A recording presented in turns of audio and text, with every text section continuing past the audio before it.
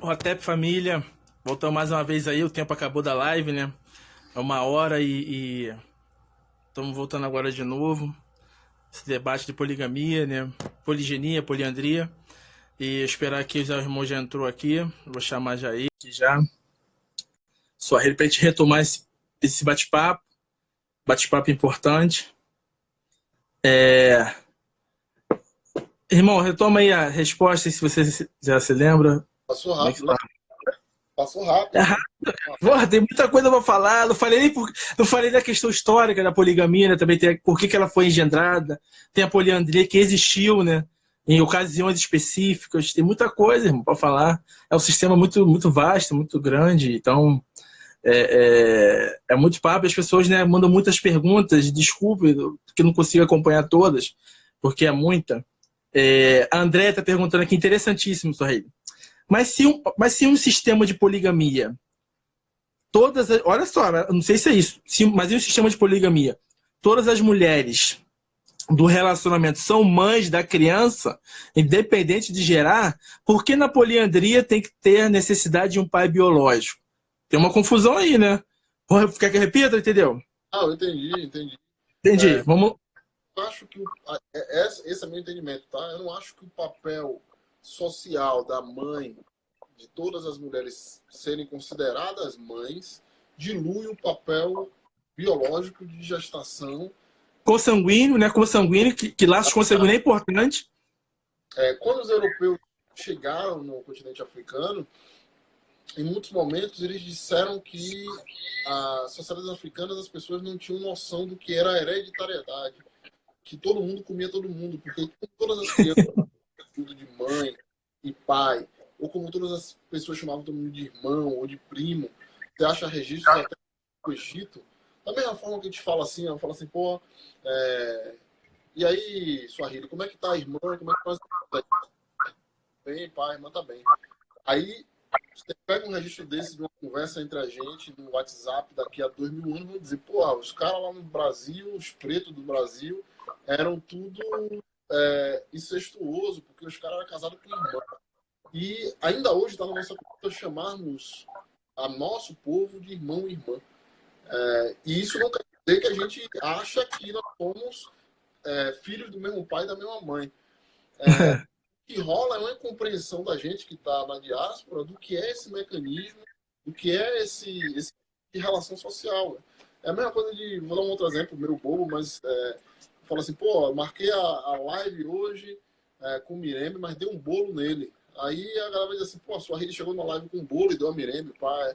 É isso que eu está dizendo que não, porque todo mundo na África chama as mulheres de mãe, as crianças. Na aldeia todo mundo é considerado parente, é família. Isso é uma tradição comum entre os povos indígenas também.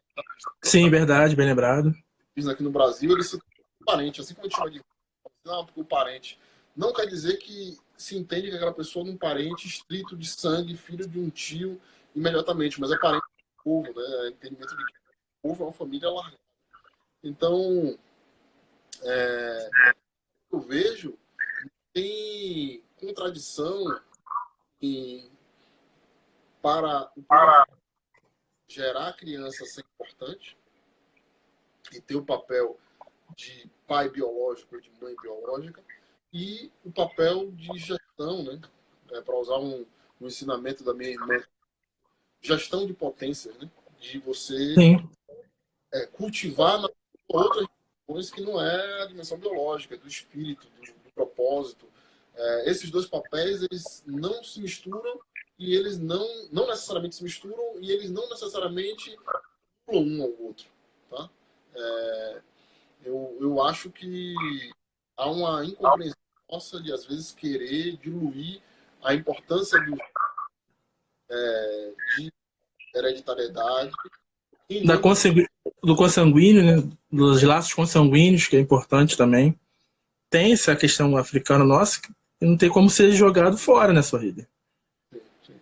E você vai ver a quantidade de, sei lá, para ficar dentro da tradição europeia, que é uma que eu tenho mais proximidade, que fala sobre a necessidade de afastar de você a dificuldade de gerar crianças, né, de gerar filhos. E aí, evidentemente, que se a gente expande a compreensão de filho, gerar filho não necessariamente é só gerar fisicamente. É também você ser capaz de inseminar e de gestar em alguém princípios, valores, e o A, né, que é caráter, arte, mas só porque isso é importante, essa dimensão social, essa dimensão de inseminação e gestão, não quer dizer que o processo físico, biológico, ele é menos importante. Né? Se não tivesse biológico, ele não estaria. Então precisou ter o processo biológico. Perfeito, Suaheli. O Macaulay falou uma pergunta ali, que foi até no outro vídeo, mas eu lembrei, sobre a questão do Quilombo dos Palmares ter sido poliândrico, né? Eu percebo, né, da narrativa dos historiadores, pelo processo de escravidão do Holocausto africano, logo no começo, né, de 1500 tal, 1490, 1500, veio muitas pessoas sequestradas, muitos homens jovens sequestrados, né, escravizados para as Américas. No caso, a maioria eram homens, no caso, jovens. Então, automaticamente, dentro de Palmares, no sentido de uma densidade demográfica, parece, acho que é o Clóvis Moura, né, ele faz um apontamento que fortes indícios de que a sociedade palmarina era poliândrica no sentido de densidade demográfica, né, Suaheli? Por ter a quantidade de homens maiores, o rearranjo poliândrico foi a melhor forma para a comunidade não romper o tecido dentro da comunidade palmarina. Ou seja, não é uma questão individual, quase hedonista, de achar que não, o melhor arranjo teria sido pela densidade demográfica, que é uma coisa que ao longo da história, né, é exclusiva, no sentido de, não exclusiva, mas quase inédito. Teve sociedades poliândricas, mas a maioria, não só africanas, 90%, 96%, é poligínicas, no caso, um homem casado com 2 ou 3 mulheres. É por aí, você concorda, corrobora dessa tese palmarina, que há indícios dessa que forma, poderia ter... Os estudos aí dizem que cerca de 9 a cada 10 pessoas que são sequestradas e traficadas para cá eram homens, né? Que a escravização, o tráfico foi sobretudo um tráfico de homens. E se você constitui um estado libertado, né, como em Angola, você vai ter uma maioria de homens que está em desequilíbrio, por mais que os caras pudessem ter acesso a algumas mulheres escravizadas que eles libertaram, que nasceram aqui ou trazidas à força. Mulheres brancas que dizem que também acabaram indo para lá e escolhendo viver lá dentro, ou mulheres indígenas, né? Existiria provavelmente um desequilíbrio. O que é que nossa ancestralidade fez com o casamento plural como objetivo? Em vez dos caras começarem a para ver quem é que ia ficar com as mulheres, ao invés de você ter um cara casado com caras em relações clandestinas, se estabeleceu a poliandria como um formato legítimo. Eu não tenho um estudo suficiente para dizer que, por exemplo, que aparece mais mulheres, um cara desse casamento e vai casamento. Não sei dizer se isso aconteceu ou não. É possível. É possível que mesmo uma poliginia causada por um impacto de ruptura da quantidade de homens disponíveis, na hora em que volta a quantidade de homens, que alguma mulher escolha sair da poliginia e casar com um homem organicamente. É possível. Em Palmares talvez acontecesse isso também. O cara estava lá na poliandria 1 ano, 2 anos, depois ele conseguiu ir numa senzala, salvou uma mulher, a mulher se apaixonou por ele falou assim, não, beleza, minha esposa, meu co-esposo, pra mim já deu, agora eu vou com essa outra mulher aqui. Agora, tem registros que mesmo no contexto de poliandria de Palmares, os reis, eles eram poligínicos. Zumbi, Gazumba e tal. Eles tinha um cargo, é como se fosse tinha um cargo, né? Apesar da baixa quantidade de mulheres. Aí as pessoas podem pensar, e essa é uma da forma de abordar que a gente tem. Os reis tinham poder e por isso eles conseguiam ter mais mulheres e forçavam as mulheres a ter poliginia. Outra forma de pensar a mulher olhava e falava assim, prefiro ser esposa desse rei, uma co-esposa dele, do que ser uma esposa de 2, 3 caras que não são reis. Ou ser uma esposa de um cara só. Porque a ideia de que a poliginia é um desejo do homem de ter várias mulheres e para entender que a mulher também tem desejo, tem vontade, tem interesse. Então, quando a gente vê o discurso de que as mulheres são obrigadas à poliginia, É, isso é verdade. Mas eu vou fazer a provocação aqui, isso aí. Se os homens não propor, não sei. Se no partir dos homens é uma iniciativa, o que você acha, né? Se no partir assim. Eu acho assim, eu tenho contato com algumas famílias fora, né? E aí eu vejo que assim, em famílias que se dispõem à poligamia plural, sejam homens ou mulheres, eles têm mais afinidade com esse pensamento. Eu conheço pessoas que são polígamos de segunda geração, né? São pessoas que nasceram em famílias poligínicas e que estão vivendo novas famílias. Agora, fora desse contexto, realmente a experiência que eu tenho visto, a faísca dos homens, né? Só que É, agora, cada vez mais eu tenho visto aqui no Brasil um movimento diferente, assim, você entra no Facebook, a maioria das pessoas que estão discutindo e formulando e buscando são mulheres pretas. Pô. Então, eu acho que pode ser que os homens tenham dado o estado, mas quem está gestando, quem está fazendo esse feto do casamento plural crescer, pelo menos aqui no contexto do Brasil, são as mulheres. Né? E isso é uma coisa que me deixa muito feliz, porque é justamente o princípio de complementaridade que a gente tem como povo, né? Os homens muitas vezes têm às vezes o papel de disparador de alguns processos, mas são as mulheres que são as gestoras, as que vão gestar. Isso é um comum no continente. E eu gostaria de convidar mais irmãos a tá? Assim, às vezes eu ouço as queixas que alguns irmãos falam comigo, pô, tá difícil, tem um grupo quase 1.000 pessoas, mas não acha nenhum homem para casar, os caras atrás e tal, ou às vezes estão, mas aí tem uma companheira, a companheira ainda não está bem segura sobre isso. A gente está ensaiando, verdade. como povo, a gente está caminhando, faz parte, eu tomei vários não no meu caminho, tomei várias pancadas, errei com as pessoas erraram comigo. Eu acho que nossa geração ela está tendo um papel privilegiado de poder recuperar algumas coisas e reconstituir para que as gerações que virão possam fazer melhor. Então, eu pessoalmente não tenho nenhuma vaidade eu sozinho descobrir a poliginia e construir uma família.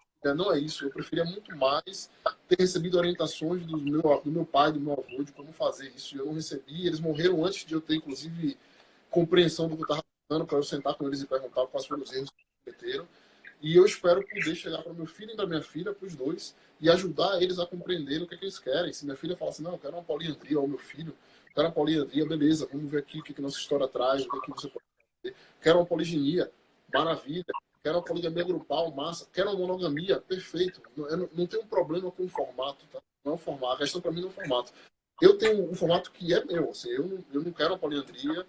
Eu, inclusive, experimentei modelos de relação na minha caminhada em que a mulher é envolvida com os caras e é uma coisa trágica para mim. Assim, a minha experiência pessoal é que quando tem mais de um homem, os caras não se comprometem. Os caras pensam, não, vou ficar só comendo e deixa o BO pro otário procurar. Se tiver DR, se tiver que de madrugada resolver um problema, se tiver TPM, eu não quero conta, eu vou sair para transar com outra mulher.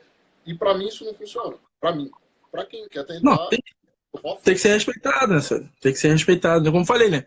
Não é uma religião no sentido estrito senso de querer converter as pessoas. É uma possibilidade alicerçada e calcada nos valores africanos, literalmente. Aqui é tentar colocar a soberania africana e não ficar só apenas na estética, na oralidade, mas é viver, vivenciar. Né? Temos vários sistemas de crenças que apontam a poligamia, poligenia, os itãs, orixás, inquins, vários, que está apontando que existia esse sistema e que o holocausto africano interrompeu esse modo e impôs, no caso eurocêntrico, impôs outro modo e achando que só esse modo é possível e só esse modo é resposta e só esse modo é legítimo. Então, nada mais justo do que levar esse debate a sério e levar ele, as pessoas, pelo menos, à reflexão. Mas reiterando que não é obrigado, né? Não é conversão, não é nada disso. Existem outras possibilidades, tem pessoas vivendo essa possibilidade, atuando, experiências, dando exemplo, e está aí para ser mostrado. Né? Nada mais que isso. Vamos ver antes aqui mais. Fala aí, pode falar, meu querido. da live da live, algumas pessoas falaram sobre. Desculpa. Falaram sobre as mulheres poderiam estar falando, suas esposas e tal. Estão aí projetadas as esposas, ou Viane. Isso, é bebê. Boa pergunta. Viviane, que é a pessoa que eu estou em corte no momento e tal, na expectativa de virar terceira esposa, estão convidadas para algumas lives, estão estudando aí o tempo delas, a disponibilidade delas. Não sou eu que vou dizer, não, vocês têm que fazer uma live. Pá. E quem quer convidar elas, pode convidar de... Também concordo, Zé. Ou então vai, continua aí, continua.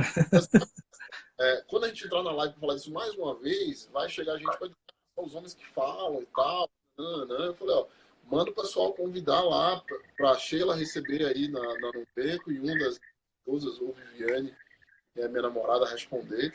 Se elas, eu tô jogando a bola aí, se elas quiserem segurar. Eu também acho, também, né? Tá à vontade. As mulheres quiserem falar, tá à vontade. Às vezes a galera não tá com saco, né, velho? De ter esse debate, de ver algumas perguntas. As pessoas, porque ele tá deixando as mulheres falarem? Não, às vezes a mulher não quer, não tem paciência. Não querem falar, pô, não são obrigadas a falarem. Eu tenho 20 anos quase agora caminhando nesse bagulho aí. E há 20 anos eu ouço a mesma pergunta: mas pode ter 2 maridos? Porque você esposa não pode ter 2 maridos? Você pode, irmã. 20 maridos, vai, corre atrás, sabe? Corre atrás.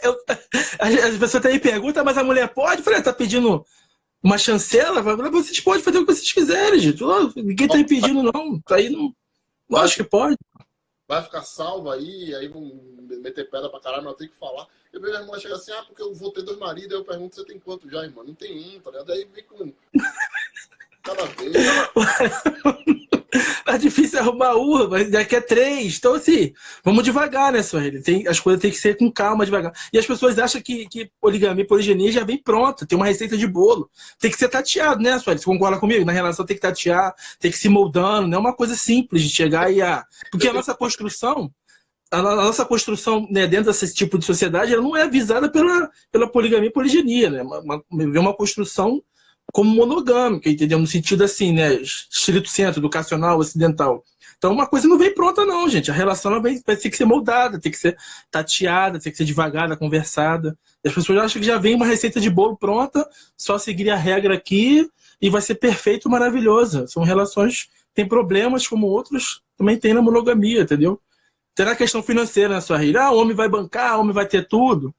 E na monogamia, as mulheres também trabalham. Concorda comigo? Assim, no sentido de querem, entendeu? Eu fico... Tudo que você aceita para monogamia, você não deveria cobrar na poligamia. Perfeito. Tem Perfeito. umas perguntas que eu achei bem interessantes aqui, se você me permitir, irmão. A irmã From at Al Grill perguntou aqui: uma interação entre as esposas desconfiguraria um modelo de casamento plural africano, ou esses tipos de acordos são possíveis no casamento plural africano? Eu imagino que ela está falando de interação sexual, né? Sim. Nossa família não tem, foi a escolha que a compreensão que a gente tem. Do que eu já li, alguém falou aí, por exemplo, no das tradições que mesmo as esposas estarem duas ao redor do marido ao mesmo tempo é tabu. Isso é o que é ensinado, né? De que o contato sexual grupal, homenagem, ou o contato sexual entre as esposas é tabu. Agora, eu sei o que aconteceu dentro de cada família ao longo dos milhares de anos. Eu sei, assim, não sou eu que vou dizer o que acontece dentro de uma casa. Se tem um cara com 2 esposas, ou uma esposa com 2 caras, e todo mundo se reúne e transa. Não tem como você saber, saca? Eu não tô aqui fazendo defesa de que tem que ser no armário, não. Só no armário, de forma não, eu tô entendendo, eu tô entendendo. Tô entendendo que o que caracteriza a poligamia é o casamento, a instituição casamento. Não Perfeito. É o sexual ou não. Então, eu não tenho que responder se descaracterizaria. Pessoalmente, eu acho que não. Acho que o que as pessoas fazem nos seus quartos, na sua intimidade, é uma construção de intimidade das pessoas. Né? Eu rearranjo ali. Na minha caminhada, pessoalmente, eu vejo que as pessoas que buscam relações sexuais grupais dentro de um casamento poligâmico, elas se aproximam mais de um formato do poliamor. Aí eu estou falando da minha experiência, do que eu vejo, eu não estou dizendo do que é certo. Entendi. E isso afeta muitas vezes, torna mais instável as relações, porque você está fazendo um vínculo entre as 3 pessoas. E isso amedronta muitas mulheres que não têm outras mulheres de entrar na poliginia. Por exemplo, assim, não, mas eu Isso só serve se a mulher tiver contato com as outras mulheres. Tradicionalmente, não tinha essa obrigatoriedade. Tradicionalmente, você pode ter, sim, contato sexual só com seu marido, sem ter contato grupal, sem ter contato com a sua esposa, e ser poligamia, ser poliginia. Eu vou transar com meu marido dia sim, dia não, eu não vou ter acesso sexual ao meu marido todo dia. Eu nunca aceitaria a poligamia por causa disso, porque eu vou ter que ficar transando dia sim, dia não. Eu já ouvi gente que falar que está há 2 anos sem contato sexual, às vezes mais anos, né, no processo de celibato, ou em contatos sexuais esporádicos que a pessoa depois se arrepende, fica mal pra caralho. E aí a pessoa dizendo assim, mas eu não vou aceitar ter que diminuir o contato sexual, que já não está tendo. Se você não está tendo, você não vai diminuir, né? Assim, se você não transa durante 2 anos, e casa e transa dia sim, dia não, você está aumentando o seu contato sexual, você não está diminuindo. Verdade. E é difícil para as pessoas perceberem que elas estão comparando o ideal com o real. Comparam o que elas estão realmente vivendo com o que elas têm de possibilidade de viver. Comparam o que elas gostam de estar vivendo com o que tem de possibilidade na vida. Perfeito, Sorriso. Perfeito. Tem muitas perguntas aqui que eu vi outras aqui falando.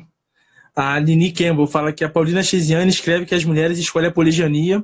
Eu já li que em Moçambique as mulheres criaram a poliginia para equilibrar o povo. Eu corroboro muito essa questão, que as mulheres, né, vendo a questão da comunidade, né, no sentido mais amplo, né, e para não quebrar e não romper esse tecido social, engendraram o sistema poligâmico com 2 vieses, né? No sentido, a poligamia, acredito que ela também foi possível pela densidade demográfica, é um dos vieses que eu percebo muito mais plausível, devido aos fatores ao longo da história da humanidade, a densidade demográfica, os homens sempre no sentido de ir para a guerra, de morrer, a expectativa de vida do homem é menor, a questão de se arriscar e várias... E até hoje é assim, né, Sorrilha? A questão do homem preto se trazer para o contemporâneo, né? Carceramento em massa, genocídio, né? Não estou querendo fazer uma disputa, não. Estou falando com dados reais do que acontece, né? Moradores de rua. Então, a expectativa de vida e a densidade demográfica dos homens parece, ao longo da história, principalmente dos povos africanos, sempre teve mais mulheres do que homens. E, por ter sido isso, a resposta foi um rearranjo social das mulheres trazerem à tona a existência, um regime poligínico de acoplar, no sentido, né, de um homem, no caso, um homem indo para a guerra, 10 homens indo para a guerra, volta 5, já tem um desequilíbrio, e as mulheres acoplar ali para fazer a existência da poligamia, poliginia, né? E a poliandria, como você já falou, da questão do Palmares para a densidade, do Holocausto africano, da escravização. Então, trazer a questão da poligamia no cerne da questão do povo preto, do empoderamento, eu acho que é interessante para todos, né, Soraya? Que percebemos como nossas famílias já estão, no sentido, muito fragmentadas, né? Então, trazer esse debate, trazer essa historicidade, essa experiência para dentro do nosso povo, para dentro do debate sério, é de extrema importância. Porém, não vai ser não é tão fácil, tem vários preconceitos, prejuízos, imposição de valores, né? Como eu falei, desfazendo mais uma vez, apesar de que tem muito público nosso, mas tem muitas pessoas jovens, no sentido jovem, não saber ainda no sentido o que significa poligamia. Não é amor livre, não é amor libertário, não é swing. Eu estou sempre batendo nessa tecla, poligamia é casamento. Que visa uma constituição familiar. Não tem como desassociar essa questão. Eu sempre vou bater nessa tecla para as pessoas virem querer impor juízos de valores morais para dentro do sistema de casamento, como não põe na monogamia. Então, só para reforçar isso aí, senhora, quer complementar, mas... Não, eu ia falar que a irmã, eu acho que é Kinamonifa que pronuncia, ela está dizendo aqui, as pessoas levam tudo para o lado do afronte, risos. Eu realmente gostaria de saber com as irmãs, porque eu me identificaria muito mais com as falas delas. Irmã, eu vi também tiveram pessoas, e eu te conheço virtualmente, sei que você participa lá do grupo, e com certeza sei que seu pedido é de outra ordem. Eu só fiz pontuar porque tem vários outros pedidos que aparecem constantemente. Eu fiz uma live no último domingo, se eu não me engano, com o irmão aqui de Salvador sobre esse tema, Sérgio. E foi brutal a maneira como as pessoas reagiram. Não são pessoas que estão estudando e discutindo a temática como você. São pessoas que acham que um homem não pode falar sobre poligamia. Acham que se você é homem, você necessariamente tem defeitos ou tem esses escusos que as mulheres não teriam, que as mulheres seriam puras e falariam a verdade, mas o homem está manipulando. Pá. Essa é uma mentalidade muito ruim, porque a poligamia ou entre homens e mulheres vai envolver homens. Acaba gerando um paradoxo, né? Que na Bahia a gente tem uma frase para esse paradoxo que é de cunho popular e eu não posso falar aqui, mas é como se não tivesse saída, né? Como não tem opção. Se os homens falam de casamento e de compromisso, não presta porque os homens estão falando. Se os homens não falam, não presta porque os homens não se importam, não dão atenção do tema. Então é impossível agradar. Eu sei que não foi o seu caso, porque do pouco que eu conheço você pelo contato virtual, eu sei que você está no nosso grupo e tal. Sim, sim. Tempo já, não é isso. Mas eu estava respondendo a outras pessoas que vêm nessa batida de deslegitimar a conversa, porque eu e o Mirene estamos fazendo aqui como se essas pessoas não pudessem, elas próprias, organizar uma live com o que elas quiserem e conversar sobre o tema da forma que elas quiserem, como se a gente estivesse silenciando alguém por escolher conversar, né? Assim, não estamos silenciando ninguém, a gente está falando. Cada um é responsável por falar aquilo que acredita, aquilo que sente, aquilo que sai de si. Exatamente, exatamente. Vamos trazer aqui outras questões, agora já minhas também, da questão da poligamia no sentido de compartilhamento, né, Sólia?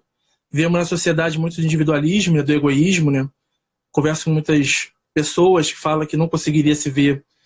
Eu não falo dividir, eu falo compartilhar o homem com outra mulher, por ser egoísta, né? Acho que é nada mais supra-sumo dessa sociedade, da felicidade do eu primeiro, enquanto outras pessoas estão infelizes, que se dane, né? Como é que você veria essa questão dentro da poligamia? Pior que vai ser difícil de estar querendo falar pelas mulheres, mas não é isso. Estou falando de uma questão de compartilhamento de um homem com um homem com duas ou mais esposas, né? No caso, você tem a vivência, você tem a experiência. Como é que a gente pode dialogar, articular a gente como homem? Eu sempre percebo que a gente se compartilha a todo momento, né, Sóia? Por exemplo, eu vejo uma mãe, por exemplo, com 3 filhos. Ela vai ter que se compartilhar entre os 3.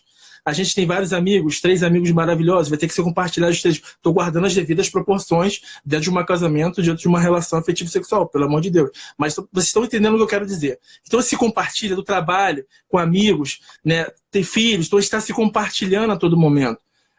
E como é que você vê isso, dessa experiência de uma sociedade tão individualista, tão egoísta, dentro da poliginia que eu estou falando, dentro da sua experiência, da sua vivência, essa questão de não conseguir, do egoísmo, não compartilhar, né? E você está vivendo um exemplo aí de casamento poligínico. Como é que você pode acrescentar? O irmão Gabriel Nunes, o irmão Firmeza, está lá no nosso grupo também, ele é africano. Desculpa, irmão, acho que você é de Angola, né? Falou aqui sobre o espírito de propriedade, né? Sobre o sentimento de posse. Eu acho que essa é uma crítica pertinente. Assim, a gente foi educado a uma sensação de propriedade pelo Ocidente muito negativa. Isso quer dizer que não tem propriedade no contexto africano? Tem. É porque é outra forma de propriedade. Propriedade não no sentido de possuir um objeto, mas propriedade no sentido de ser próprio, de você constituir intimidade com aquela pessoa. Então, eu tenho propriedade em relação às minhas esposas. Elas têm propriedade em relação a mim. Se elas elas me possuem, é que elas têm propriedade para falar de mim e por mim. Se precisar, elas me dizem assim, olha, isso aqui é isso. Porque a gente constrói intimidade para que a gente possa nos apropriar uns dos outros. Então, é um risco a gente cair em a noção de propriedade, que é uma posse ocidental, a gente cair no outro ocidental de que ninguém é de ninguém, ninguém responde por ninguém, cada um está por si e a amizade continua, tá ligado? Não é, os dois extremos não são africanos, né? Não são formas tradicionais nossas de experimentar o mundo, de estar no mundo. Então, assim, eu me sinto compartilhado, a gente compartilha o tempo todo, e tem um ensinamento da Somo Fusomé, aquele livro que é uma conversa da intimidade. Ela vai dizer, tem um trecho que ela fala, que é um texto muito, muito precioso, ela fala assim, uma mulher que espera que o marido preencha o papel das amigas, e um marido que espera que sua mulher preencha o papel, sua esposa preencha o papel dos seus amigos, vai sobrecarregar o seu casamento. a gente precisa ter laços sociais para além das relações individuais, pessoais ou diretas de intimidade. Existem outras questões que precisam ser feitas. Isso é muito difícil de construir no Ocidente. A gente tem relações doentias. É por isso que o romance ele ganha tanta ênfase, né? Porque a gente acha que a gente vai encontrar em alguém tudo que a gente não achou em lugar nenhum. Então a gente se joga com toda a força no casamento, num relacionamento. Depois a gente se frustra, né? A gente meio que se sente perdido porque a gente não conseguiu encontrar naquela pessoa a resposta para tudo que a gente queria, né? Porra, desculpa a expressão, acho que isso você não está bem com você mesmo. Né? Então, a principal dificuldade que eu aprendi na vida e que eu observei nasce da capacidade de você estar em equilíbrio consigo mesmo, e você se compartilhar com as pessoas. Se você não está em equilíbrio, você vai querer sugar das outras pessoas, você não encontra em você, e não é possível construir unidade, não é possível construir duradouras devido a essa frequência. Sabe? Eu vou trazer um trecho aqui de um livro, só ele que me marcou muito. Eu falo que esse livro muda vidas, né? Eu já falei dele para todo mundo. Eu não vou falar, não vou mostrar, mas é Paulina Niquette, Uma História de Poligamia. Que livro, que autora maravilhosa. Eu consegui... Ela descreve várias cenas aqui, parece que você está dentro da cena vendo. Falei, gente, como é que ela tem essa capacidade? Paulina Chiziane, de Moçambique. Fala da história de Tony, né? O cara casado com Rami, mas tinha outras relações, né? E dentro dessas relações tinha a Julieta, né? Que era uma das amantes dele. Ele era casado com a Rami, tinha uma das amantes. E a Julieta, a Rami, aliás, ela vai indo ao encontro dessas amantes, né? E briga na rua. E tem um trecho aqui que esse trecho aqui é para a vida. Isso aqui tá para além de poligamia, tá para além de filosofia africana, modo de vida, de existência, cosmosensação de como é que você é no mundo. É tudo que ela fala assim. Estamos juntas nessa tragédia. Eu, tu, todas as mulheres. Só quero que compreendas a minha raiva. Sei que te agredi sem razão. Transferi sobre ti as minhas dores e mágoas, mesmo sabendo que a culpada não eras tu. Ela responde, eu entendo, diz ela de cabeça baixa. Mas pergunto, se não está aqui, onde está então? No caso é o Tony. Nos braços de uma terceira, talvez. Terceira? Sim, terceira. Será? Mais nova que nós duas, mais bela, dizem, mais fresca que uma alface. Conheces, conheço, já andamos à pancadaria umas tantas vezes. Mas, Julieta, como pode andar a pancadaria por um marido que nem sequer é teu? E o que significa... Ela responde, o que significa a palavra teu quando se trata de um homem? Gera-se um momento de pausa grave e profundo. Desafiamo-nos olho por olho. A Julieta revela uma verdade mais cáustica que uma taça de veneno. Ter é uma das muitas ilusões da existência, porque o ser humano nasce e morre de mãos vazias. Tudo que julgamos ter é nos emprestado pela vida durante pouco tempo. Teu é o filho no ventre. Teu é o filho nos braços na hora da mamada. Mesmo o dinheiro que temos no banco, só tocamos por pouco tempo. O beijo é um simples toque e o abraço dura apenas 1 minuto. Sol é teu, lá do alto. O mar é teu, a noite, as estrelas. Cada ser nasce só, no seu dia, na sua hora, e vem ao mundo de mãos vazias. Penso naquilo que tenho. Nada, absolutamente nada. Tenho o amor não correspondido, tenho a dor e a saudade de um marido sempre ausente, a ansiedade. Ter é efemeridade, eterna ilusão de possuir o intangível. Teu é o que nasceu contigo. Teu é o marido quando está dentro de ti. Esse aqui a Paulina, eu adoro essa mulher. Quando eu encontro com ela aqui no Brasil, ela vem, eu fico assim babando em tudo que ela fala. É uma sensibilidade muito forte, né, Suhaili? Tu leu esse livro, né, Suhaili? Acho que você que me indicou também, a Geise me indicou. Conselho de vó, aprendi com uma pessoa que eu estava construindo uma poligamia, ela me indicou o livro há muitos anos, eu li, e hoje é uma coisa que, sim, eu repasso para todo mundo. Paulina, conselho de vó, esse livro não puxar a orelha, mas com aquele carinho, pá. Não, carinho, é um convite, né? Ela é maravilhosa. Uma pergunta Fala aí, pode terminar, meu querido. Eu só mencionar que você estava lendo, eu fui acompanhando aqui melhor. O nome do livro Afrofuturismo. Vou botar aqui, Niket. Aí pediram, irmão, pra você botar a capa de novo aí, mais distante, para dar para ler. Vou botar aqui melhor. Vou botar aqui. É um livro meio difícil de conseguir, né? Ele tá Tá, meio... aí, tá esgotadíssimo, tá raríssimo esse livro. Tá raro mesmo. Eu confesso que eu emprestei aí, me decepcionei, não me devolveram, sumiram. Aí eu aprendi pra não. Porra, esse. TCHE. Tá espelhado. Niket, uma história de poligamia, Paulina Chiziane. Uma das maiores autoras para mim, africanas, as maiores autoras para mim é Paulina. Coisa que rolaram aqui em alta voltagem, né? Sim. As irmãs falaram aqui do Fórum Feminino de Poliginia, um grupo de mulheres que tem discutido de forma relativamente sistemática a poliginia e tal, que Fórum Feminino em peso nessa live, hein? E aí começaram a citar algumas mulheres, tem um grupo de poliginia aí rolando, meio secreto, um bagulho meio de, sei lá, tá rolando aí. Tá rolando. Tentou fazer, Mireme deve lembrar, tem uns 3 anos, eu acho, um grupo de homens, né, no WhatsApp para trocar uma ideia sobre poliginia. Sim, verdade. Não vingou, ficou poucos caras, a conversa não gerou, a gente não rendeu o grupo de poliginia. Então, isso talvez seja mais um sintoma de que a poliginia não é um bagulho específico que os homens estão querendo empurrar, que os homens têm mais interesse. Eu diria até que a poliginia, alguém perguntou lá em cima sobre solidão, né, o papel da solidão. Eu acho que essa discussão de solidão da mulher negra é uma coisa muito complexa de ser feita. Eu acho que a gente tem um povo, mas da forma que eu vejo, a poliginia ela pode contribuir para dificultar os caras a ter acesso a várias mulheres sem responsabilidade, porque se começa a se entender que para estar em relações múltiplas o cara vai ser socialmente cobrado a assumir determinados papéis sociais, fica mais difícil para os caras ficarem passeando como estão, seja na monogamia serial, seja nessa de que vai assumir um compromisso que nunca acontece, porque isso é uma coisa que as pessoas perdem de vista, né?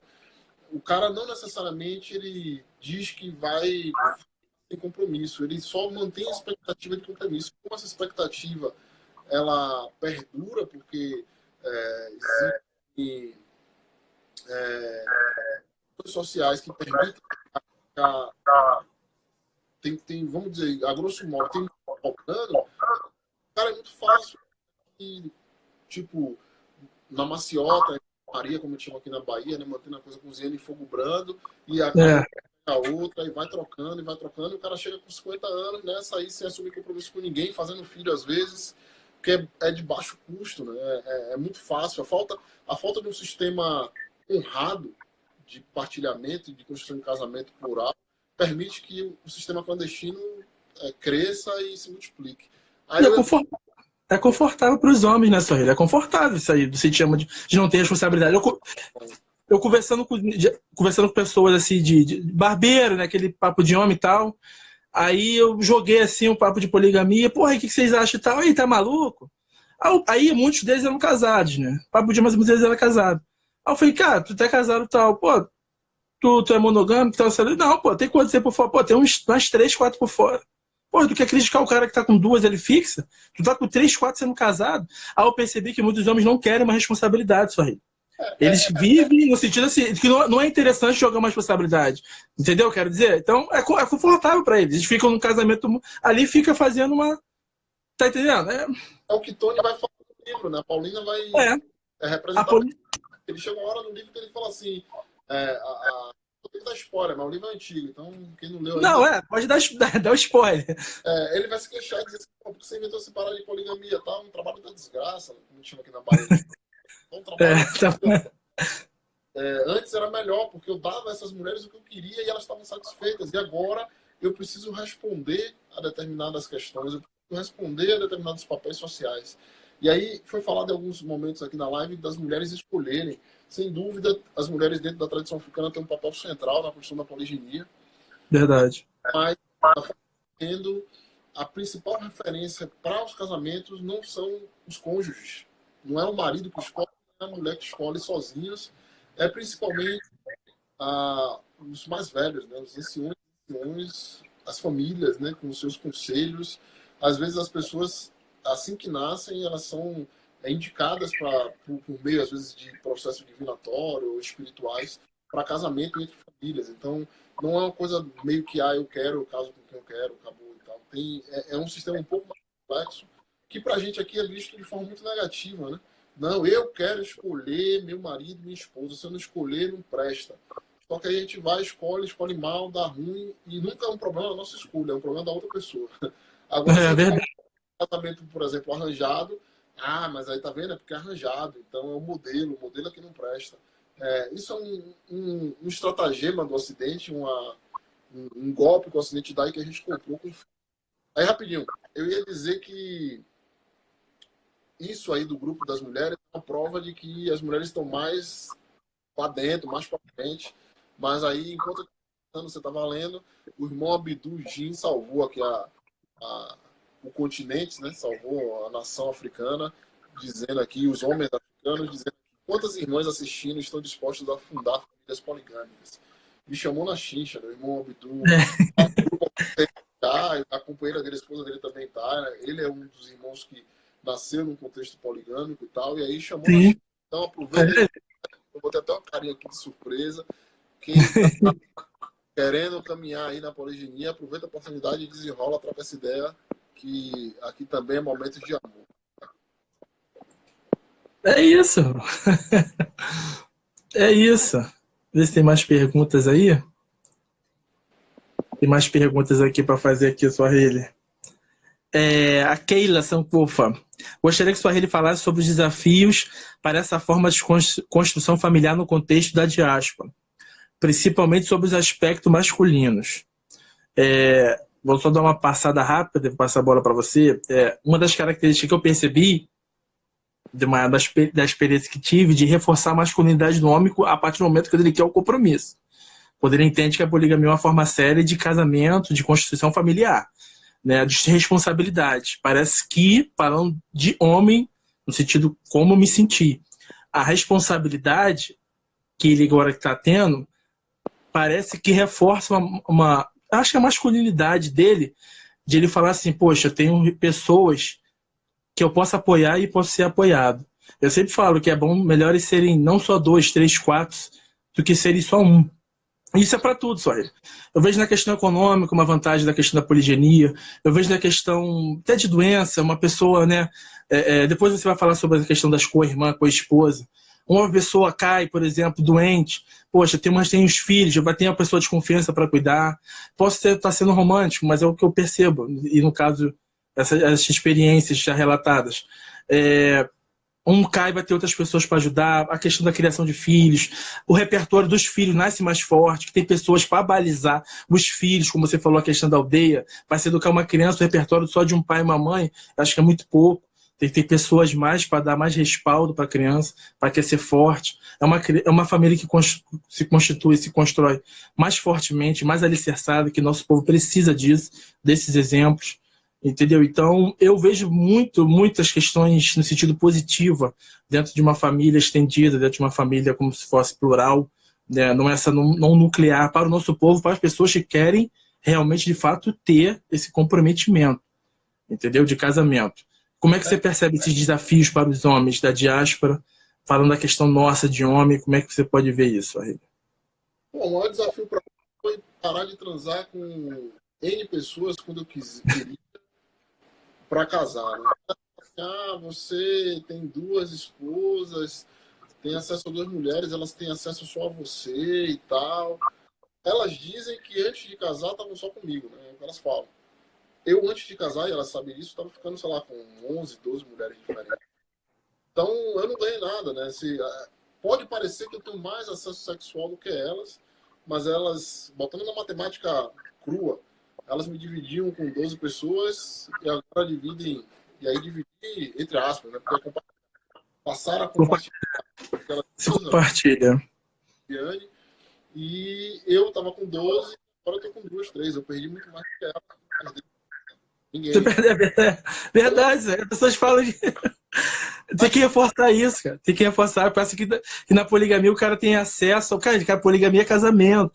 O cara solteiro, só imagina o que o cara solteiro faz. tem compromisso, tem responsabilidade. Então, o que a gente está falando aqui é de comprometimento, construção familiar, empoderamento de um povo, de comunidade. É essa o exercício, né, Sônia, que a gente tem que sempre retomar, de casamento, poligamia é casamento. Mas desculpa te cortando aí, foi mal. Certo, eu fui ler aqui. Tá bombando aí, Chat. O chat tá bombando aí. Mas o mais difícil para mim é sair de um condicionamento constituído pela lógica ocidental de alguém perguntou lá em outra live sobre a questão do parasitismo sexual e da dimensão parasitismo sexual dentro das comunidades espirituais. Eu estava em algum grau, e aí isso ainda me afeta, preso a essa lógica, né, de descartabilidade, de construção de intimidade a partir do sexo. É assim que a gente tem feito, né, no Ocidente. O Ocidente nos convenceu de que você faz sexo para ter intimidade com as pessoas. Então, assim, eu quero conhecer alguém, saber se eu quero ter uma relação com ela, vou começar a transar. E essa é uma atividade que vai ajudar a gente a se conhecer melhor, ver se tem sintonia, ver se tem pegada. E você desconstruir essa forma de se relacionar é muito difícil, né? Até porque sexo é bom pra caralho, todo mundo gosta. Que hipócrita, porque isso é verdade. Com o desejo, mas com uma par de coisa, né? Agora, é uma energia muito poderosa, que ela é muito criativa, mas ela é muito destrutiva. Por isso que ela está muito associada ao que na tradição iorubá a gente chama de Exu, né? E essa, para mim, é o maior desafio. Ainda hoje é o maior desafio. Meus espíritos sabem, eu falo isso, as pessoas ofendem quando eu falo, mas por mim eu estaria na putaria, irmão. Eu não teria problema nenhum de estar na putaria. Totalmente, se eu tivesse pensamento, eu sou a Riley. Aí a irmã falou assim, mas minha prima, a Gabi, falou, ela envelhece, aí ele se arrepende, fica com dor. Irmã, minha prima, amanhã a gente resolve. E depois que inventaram não. Agora, evidentemente que tem um chamado ancestral que me diz, Swahili, você não se governa não, irmão. Você não se governa não, meu filho. Põe a cabeça no lugar, você não é só você é várias pessoas, você é a sua ancestralidade, você é a sua continuidade. E você não pode viver para satisfazer o seu ego, o seu desejo individual. Isso é... E aí o desafio é esse, reconhecer que a minha vida não me pertence. Né? Entregar na mão de um orixá, perguntar ao orixá e dizer assim, ei, orixá, seja o cego, seja a espiritualidade que você segue, o que é que eu faço, o que é que minha vida serve à nossa comunidade, o que é que minha vida serve ao povo. E as pessoas falam que é vantagem ser casado com 2, 3 esposas, circula entre muitos homens, alguns deles casados, e a pegada é essa. Os caras não vê vantagem não, os caras acham que o arranjo do Ocidente é um arranjo vantajoso. Né? O Ocidente vendeu um esquema que é um esquema de pirâmide, que se você chegar no esquema, você ganha. Porque quem consegue chegar antes e ficar no topo da pirâmide, ganha. Agora, a maioria perde. E a gente precisa reconstruir esse sistema, fazer a pirâmide africana, que é outra pirâmide, né? Fazer o círculo africano, que é outro círculo. Não é esse círculo de descarte, nem essa pirâmide de opressão. Não aquela pirâmide de opressão que a galera fica falando aí do feminismo negro, mas dos esquemas de pirâmide, né? Desfazer essa pirâmide aí e reconstruir aquilo que são as nossas originais pirâmides. Né? Perfeito, irmão, perfeito. É desafiar as estruturas que a gente mantém nosso povo ainda encarcerado e que, por vários motivos, várias questões também, não desafia, né? E eu percebo que a poligamia é uma das propostas, possibilidades de construções familiares, como legítima, como outras tantas que estão sendo debatidas, e até com mais boa vontade dentro do nosso meio, né? Se debate todas as formas de família, no nosso meio no sentido como movimento negro e vários movimentos negros, debate com muita atenção, muito carinho, com muito respeito, mas quando chega na poligamia, quando chega na poligenia, meu irmão, aí começa, não dá, não pode, não força, aí vem machismo, misoginia, aí você tem que explicar um contexto histórico, entendeu? Né? Social dentro do nosso povo, e sempre reiterando poligamia, casamento. A maioria do nosso povo sabe, no sentido que está nos acompanhando, mas tem muitas pessoas que estão começando ainda a entrar nessa abordagem, de fazer uma proposta de uma constituição familiar afrocentrada. E vamos para mais perguntas aqui, dessa questão aí. Cadê o pessoal? O pessoal está debatendo isso, ele tá pegando fogo aí, ó. Eu tava lendo Gabi, minha prima, Gabriela Ramos, E aí fica a Gabi. Gabi tá. muito carinho. E aí já exemplificando, a gente está falando de relação de sangue, relação social. Na verdade, eu conheço a Gabi há muitos anos, conheci antes de Viviane, que é minha atual namorada. Ela é prima de sangue de Viviane, então a gente se trata por primo agora por uma relação social, familiar que está se construindo, nós somos primos de sangue. Claro. E ela disse que ela concorda com o que eu falei de que amanhã é amanhã, mas que o custo, mais ou menos isso, que ela disse que o custo vem. E eu concordo, prima. Não estou dizendo que não é isso, não. Eu só estou dizendo que o homem médio não se preocupa. Vai vir o custo, vai não sei o quê, pode vir arrependimento, mas você bota a cachaça por cima, bota a droga. Eu ia falar isso. Esse negócio de arrependimento, de culpa. Para pagar a dor das escolhas erradas que você fez. Então, assim, Sim. é um condicionamento que nós estamos. E o homem acha que está tirando vantagem desse bagulho aí. Mas Então, a dificuldade é que o caminho para construir uma coisa diferente é um caminho árduo. Você se olhar como bisavô, botar seus bisnetos e bisnetas no colo, é uma coisa que você pode projetar, mas tem risco de não acontecer. Você pode morrer antes, pode falhar, pode divorciar, pode suas crianças morrerem, pode acontecer várias coisas. É uma aposta. E sim. poucas pessoas vão trocar o imediatismo do prazer de agora com a sensação de você ver um conjunto de netos e netas seus se casando, né? Você olha assim e fala 20 cabeças que nasceram de você e estão casando e fazendo mais criança ou produzindo não somente criança. Mas você olhar e ver as suas sementes se multiplicando, sendo gestadas, sendo semeada e gestada, isso é um tipo de coisa que inspira, é difícil você visualizar, né? De você criar uma imagem em sua cabeça e buscar essa imagem. Perfeito, senhor. A Nanda Lopes perguntou aqui, mandou uma reflexão: as pessoas não estão dispostas a se comprometer com uma família, até mesmo em modelos, digamos, mais flexíveis, principalmente os homens. O que você acha dessa provocação? Então, a pergunta da Nanda Lopes, que as pessoas, né, não estão dispostas a querer construir mais famílias, ou não sei se acreditam, né, nessa questão familiar, ou então essa pessoa também não foi construída dentro de uma família também, né, no sentido família forte, saudável, no sentido não, como não viveu isso, então não quer isso para si também. Enfim. Muito a Nanda também no grupo e tal, a gente conhece pessoalmente o Salvador. Eu acho que tem um componente do racismo, né? A gente perdeu aqui no Ocidente parte das nossas estruturas familiares por causa da escravização, isso afeta. Eu falei disso na nossa última live, né? Como é que você vai ter família se você tem seu processo familiar atravessado por estupro, por tortura, por violência, por pessoas sendo vendidas? Então isso embaralhou a cabeça da gente. E não é algo longe. Eu falei na última live que eu conheci meu bisavô, minha avó materna. Eu era criança, até 3, 4 anos, eu tive contato com ele já estava cego, já era um senhor, e que a mãe dele alcançou o cativeiro, a mãe dele foi escravizada. Então, minha avó foi escravizada. E como é que a experiência da escravização, a maternidade dela, afetou a vida do meu bisavô, afetou a paternidade dele, que afetou minha avó, que afetou minha mãe, que me afeta. E que eu vou afetar meus filhos se eu não observar essa trajetória e não alterar e fazer boas escolhas e fazer bons caminhos. Isso tudo vai afetar, isso tudo vai bolar meu caminho, vai bolar a minha construção. E aí eu acho que isso chega na maioria dos homens, foi a pergunta de Nanda, né? Como um receio, né? Como uma fragilidade também. E essa gaiola de ouro que o pessoal está falando aí, esse canto da sereia, esse imediatismo, ele vai moldando nossa cabeça, moldando nossos caminhos. E é difícil, né? Assim, de você pegar pro desemprego e fazer um churrasco. É uma lógica, assim, tipo, eu prefiro transar com muito. Os Racionais têm uma frase que fala disso, né? Muito como, pouco como um rei. Né?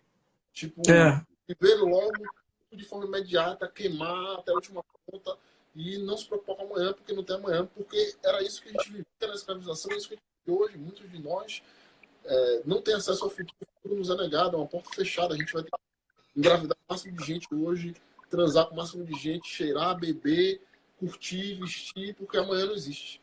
Então, o caminho de construção para mudar essa mentalidade vai ser muito demorado, e eu acho que ele é coletivo, né? Não é uma coisa do homem em particular. Não mesmo. Só.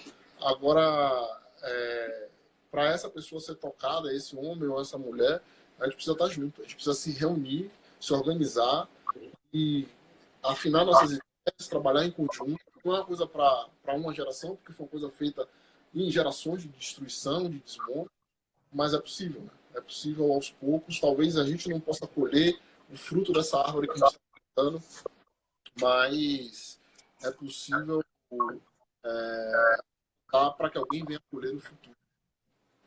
Sem dúvida. O Gabriel Nunes aqui mandou uma pergunta: será que se a poligamia continuar nas comunidades, as crianças ou o encarceramento pode diminuir, Suahili? Porque a educação familiar não está bem fortalecida devido a essas demandas. Então, ele está fazendo a proposição de que uma poligamia era uma das possibilidades de uma resposta desse encarceramento, desse massa, né, que existe, né, fortemente, que faz os homens até saírem do desejo, né, das mulheres de fora para os caras da prisão. Lógico que sempre vai ter, mas essa possibilidade, esse encarceramento, que sabemos que é um projeto, né, racista do Brasil, esse encarceramento em massa de jovens pretos, homens pretos, e se a poligamia ela poderia ajudar nesse processo. Como é que você enxerga sobre essa questão, Suahili? Como é que a poligamia ela pode ajudar socialmente o povo preto no sentido, entendeu?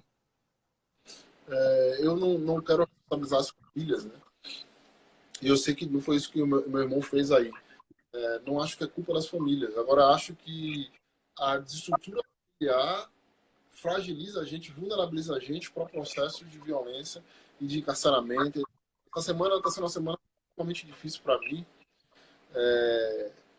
Eu moro aqui nessa casa onde eu moro hoje, que é no centro de Salvador, há 10 anos. Eu vim aqui, eu fazia um trabalho de comunidade no bairro onde eu cresci, que é o Cabula, da Mata Escura, e morava na Mata Escura. Esse trabalho meio que se encerrou, foi desativado, e aí eu pretendia morar lá indefinidamente por causa do trabalho, mas aí do trabalho político. Mas quando ele começou a se encerrar, eu migrei para aqui para o centro para ficar perto do meu trabalho profissional, e moro hoje perto do trabalho, mas um bairro popular, quebrado, um bairro que na verdade é uma senzala, né? Originalmente, historicamente, esse bairro surgiu de uma senzala, de uma grande fazenda de escravocratas. E logo que eu vim morar aqui, eu conheci uma garota, uma menina mesmo, 5, 6 anos, 7 anos, e ela vem de uma família que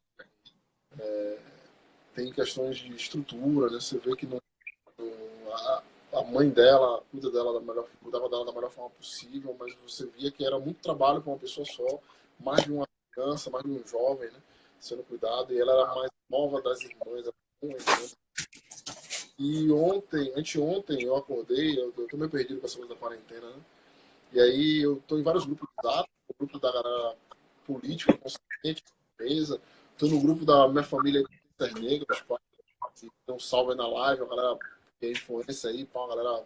Eu tô no grupo dos moleques, dos meus amigos de infância, que é dos amigos do meu irmão, os molequinhos também, grupo do meu barbeiro, que é Bolsonaro, vida de mulher nua, é nós, é daquele jeitão nosso. E uma das coisas que a nossa comunidade tem orgulho em compartilhar é a vida de gente preta sendo morta, né? Quem manda primeiro vida tem um status, né? Você tá no grupo de zap da favela, você sabe que, especialmente no grupo que só tem homem, que tipo, quem mostrou aqui na Bahia chama bagaçado, quem mostrou a foto, o vídeo de alguém sendo bagaçado, todo sendo esbagaçado, sendo destruído, primeiro é como se fosse mais antenado, tivesse mais circulando, tendo acesso aos zap dos ladrão, ou aos zap dos polícia, ou enfim, que aí tipo, às vezes não consegue nem definir. E aí, num desses grupos, que não tem nenhuma relação com o bairro onde eu moro hoje, chegou uma série de vídeos, baixou no meu celular, eu abri, e era essa menina, né? Eu conheci ela com 16 anos, ou com 6 anos, ela agora deve ter 16 ou 17. Eu vi ela aqui na rua, ela sempre circulando sozinha, desde muito nova. Vi ela se tornar fisicamente uma mulher, né? Se tornar adolescente, ganhar seios, etc. Me preocupava com ela, mas não tinha muita entrada, muito acesso. Na época eu não era casado, então também não tinha muita segurança de ter um contato com ela, porque ela tinha uma sexualização precoce muito forte e qualquer contato com ela poderia ser entendido como um tipo de assédio e tal, então eu evitava. Ó, tá com 20 segundos aqui só, Rei, pra cair. Se que eu não cair, a gente retoma, pra tu finalizar essa questão aqui, é importante. Beleza. Mas vai falando aí, se cair, tu já sabe, vai. Ou se quiser esperar. E aí o que aconteceu foi que ela se envolveu com uma série de figuras e tal, e aí eu não estou dizendo que é culpa dela, nem que é envolvimento, nem que é... Mas eram vídeos dela sendo assassinada.